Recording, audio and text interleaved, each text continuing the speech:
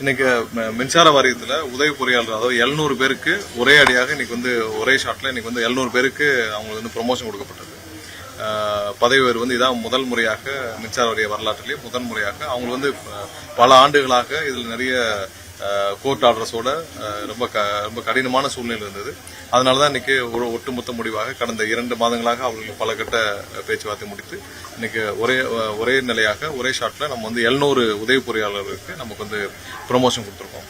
கண்டிப்பாக இது மின்சார வாரியத்தில் ஊழியர்களுக்கு கிடைக்க வேண்டிய அங்கீகாரம் நேரடியாக வர வேண்டிய நேரத்தில் முதல்வருடைய உத்தரவின் பேரில் கொடுக்கப்பட்டுள்ளது.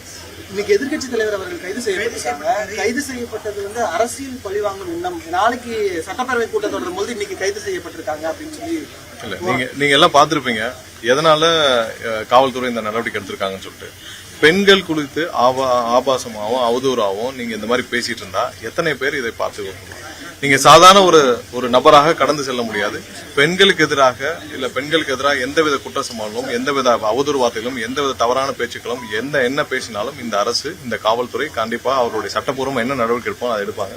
அதுல எந்த மாற்று கருத்தும் கிடையாது. ஏன்னா இவரு திரும்ப உதயநிதி தான் சொல்லிட்டு இருக்கோம். அவர் வந்து காவேரி விஷயத்துல அவருக்கு மேகதாது விஷயம் எதுவும் தெரியல, தெரியாத விஷயத்தை போய் அங்க போய் பேசுறதுக்காக அவர் போய் தேவையில்லாத விஷயங்களை அங்க போய் பேசிட்டு வந்திருக்காரு. அவர் பேசிய விஷயங்கள் எல்லாரும் பார்த்திருப்பாங்க. திமுகவினருக்கு எவ்வளவு பேர் இருக்காங்க, அவங்களுடைய வீட்லயே அவர் வந்து அவர் பேசினதை போட்டு காட்டும். உதயநிதி பேசினத எல்லா வீடுகள்லயும் எல்லாரும் அவங்க திமுகவினர் போட்டு காட்டட்டும், அவங்க வீட்டுல இருக்கவங்க எல்லாரும் போட்டு காட்டும். உதயநிதி பேசினதுல ஏதாவது ஒரு வார்த்தை ஏற்புடையதா இருக்கான்னு சொல்லிட்டு இவ்வளவு கீழ்த்தரமா கேவலமா பேச வேண்டிய அவசியம் என்ன இருக்கு உதயநிதிக்கு? நீங்க போனது காவிரி விஷயத்தை பத்தி பேசுறதுக்கும் மேகதாது பத்தி பேசுறதுக்கும் அதே சம்பந்தமா உங்களுக்கு தெரியலன்னா தெரிஞ்சதை மட்டும் பேசிட்டு இல்ல அங்க என்ன பேப்பர்ல கொடுக்க அதை வாசிட்டு வரணும் தானே. தேவையில்லாமல் அவதூறாக பெண்களை பற்றி ஆபாசமா திமுகவினருக்கு எல்லாருக்கும் இதே வேலைதான். ஏதாவது உள்ளனா ஒரு தனிப்பட்ட முறையில பெண்களை பற்றி ஆபாசமா பேசுறது அவதூறாக பேசுவது இதை எந்த காலத்திலும் இந்த அரசு கண்டிப்பாக ஏற்றுக்கொள்ளாது. காவல்துறைக்கு அவங்களுக்கு என்ன கம்ப்ளைண்ட் வந்திருக்கோ அது பூர்வம் நடவடிக்கை எடுப்பாரு. எல்லாரும் அவங்கவுங்க வீட்டுல போட்டு கேட்கணும்.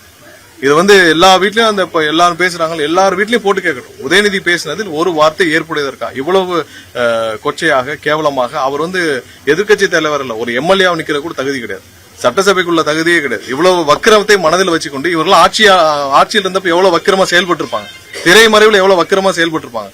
நீங்கள் இவ்வளவு வக்கிரத்தை மனதில் வைத்துக் கொண்டு நீங்க எல்லாம் ஆட்சி நடத்திருக்கோ இல்ல இது இருக்கோ எந்த தகுதி இல்லைன்னா மக்கள் இன்னைக்கு வந்து இவ்வளவு பெரிய வெற்றியை முதல்வர் அண்ணன் விஜய் அவர்களுக்கு கொடுத்திருக்காரு.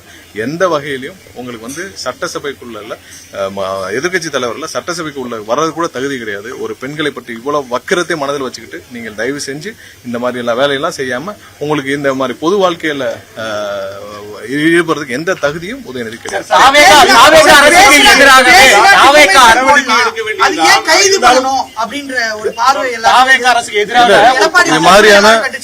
இது மாதிரி பெண்கள் விஷயத்துல இவ்வளவு வக்கிரமாக பொது வழியில் ஒரு சாதாரண நபர் அல்ல ஒரு எதிர்கட்சி தலைவர் பேசும்பொழுது இது எந்த அளவுக்கு பொது வழியில் ஒரு தாக்கத்தை ஏற்படுத்தும், இது எவ்வளவு தூரம் பாதிப்பை ஏற்படுத்தும்.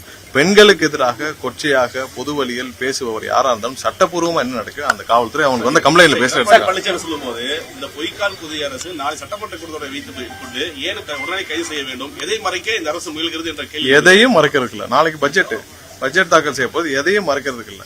அவர் வந்து இன்னைக்கு வந்து முந்தைய காலங்கள்ல அம்மா இருந்தால் என்ன செய்திருப்பாரோ அதே தான் இன்னைக்கு வந்து அண்ணன் விஜய் அவர்கள் செஞ்சிருக்காரு. புரட்சி தலைவரும் எம்ஜிஆர் இருந்தாலும் என்ன நடவடிக்கை எடுத்திருப்பாரோ அதே தான் செஞ்சிருக்காரு. இன்னைக்கு எடப்பாடி வந்தா இன்னைக்கு பொய்க்கால் கூதல் மாதிரி இன்னைக்கு திமுக பின்னாடி ஒளிஞ்சுக்கிறார். இன்னைக்கு திமுக என்ன பேசணும், திமுக பேசுறதுக்கு முன்னாடி எடப்பாடி வந்து பேசுறார். இன்னைக்கு எடப்பாடி அவர் உதயநிதி சொன்ன கருத்துல எடப்பாடிக்கு ஏற்புருக்கா?